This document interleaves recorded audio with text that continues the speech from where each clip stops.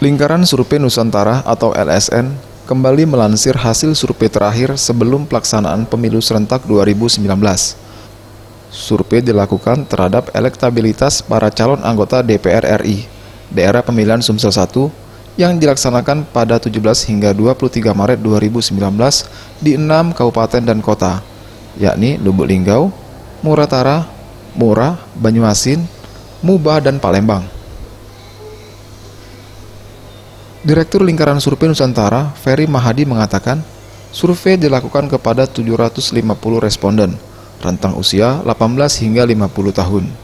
Dari hasil survei tersebut, keluar 12 nama paling potensial untuk perebutan 8 kursi DPR RI dari Sumsel.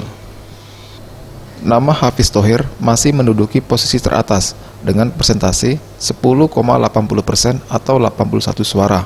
Disusul oleh Luri Elza Alek Nurdin dengan 10,53% atau 79 suara, dan Edi Prabowo dengan 9,87% atau 74 suara. Rekomendasikan 3 nama sepertinya mendapat ranking 1, 2, 3 dari hasil survei Lingkaran Survei Nusantara, yaitu di urutan pertama itu ada Bapak Hafiz Thohir dari PAN, kemudian ada nomor 2 Ibu Luri Alek Nurdin dari Golkar, dan ketiga Bapak Edi Prabowo dari Gerindra.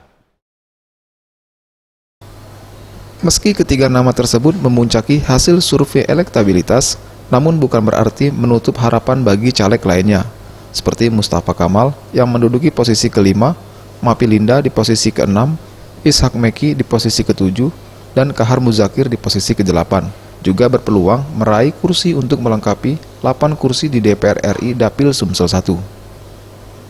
Tim Liputan, Sriwijaya TV.